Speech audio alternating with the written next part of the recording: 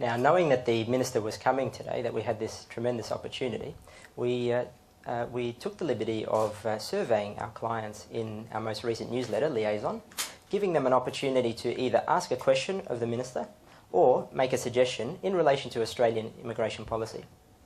The Minister has not seen these questions. Like most, I answer. So stay tuned for perhaps some very entertaining responses. Now, in doing so, we actually received, with our survey, it actually went out to a significant number of people, and we received over 1,200 responses. The last time I checked, I know that it has since grown, without a doubt. They came from over 109 countries.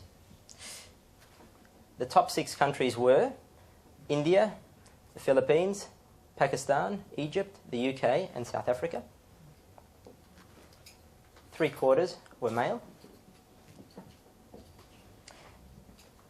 The age range was between 17 and 91, which may surprise you. It actually doesn't surprise me that much. The 91-year-old was actually a very web-savvy great-grandma from Lebanon,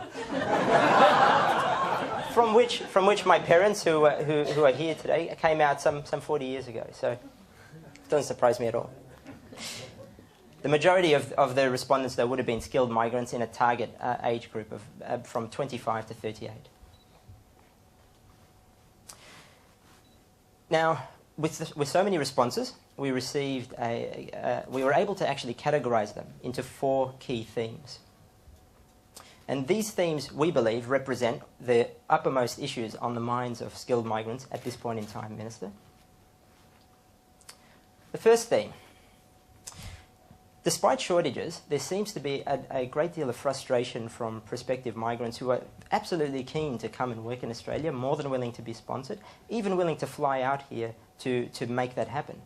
However, try as they might from overseas, they're having a lot of difficulty getting into getting the attention of employers who are willing to take that next step.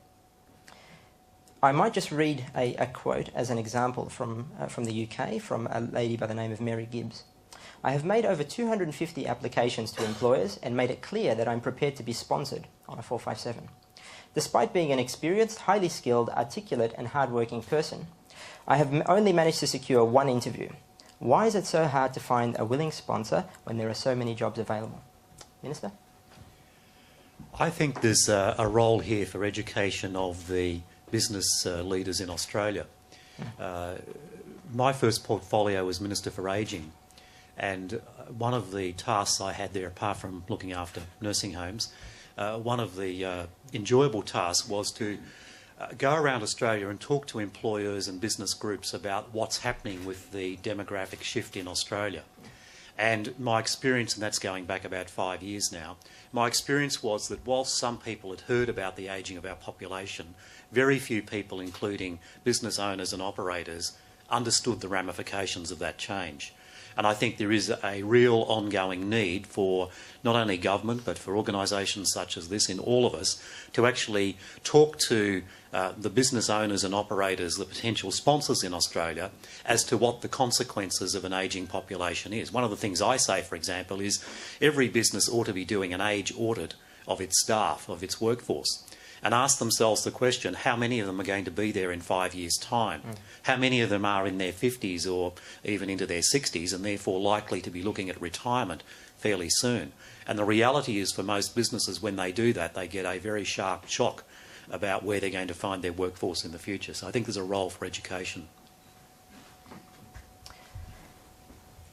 The next theme relates to people with quality experience currently being locked out from the ability to migrate here as a result of the current cutoff of 44 years of age.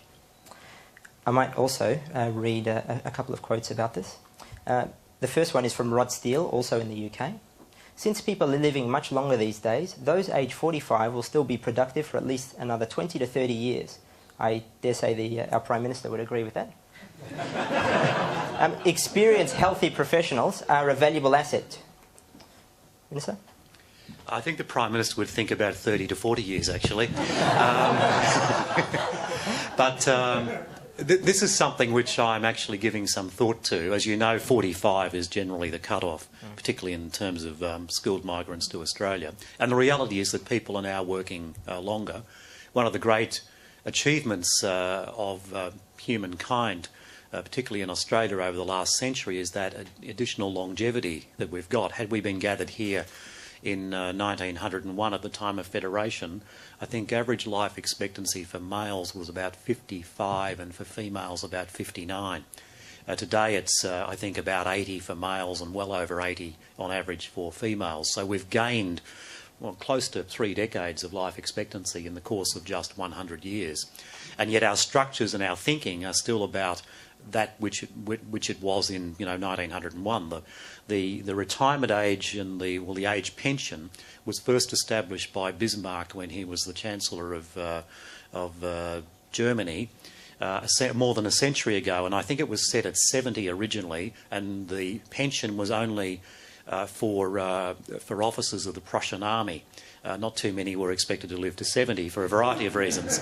And then it was lowered to 65, and that became universal. And so for a century, even though longevity has been going this way, we've had the same retirement age, and that has shaped our thinking, therefore, about when we should retire. And of course, in Australia, it became quite common for people to aspire to retire at 55.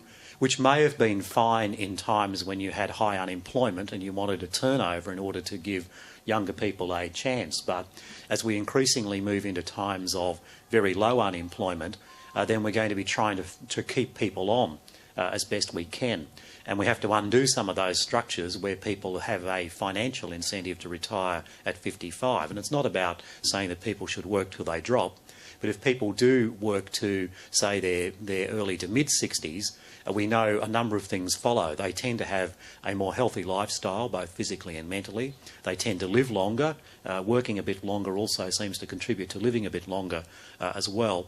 And we know from their personal perspective that another 5 or 7 years or so in the workforce means that their financial situation in retirement is so much better than it would have been in most cases if they retired in their mid-50s. So, coming back to the question, as part of looking at these changes, then obviously I'm starting to think about whether 45 is still a relevant age in terms of the time frame in which we are seeking to attract migrants to Australia, and I suspect in the future there could well be some changes in that regard.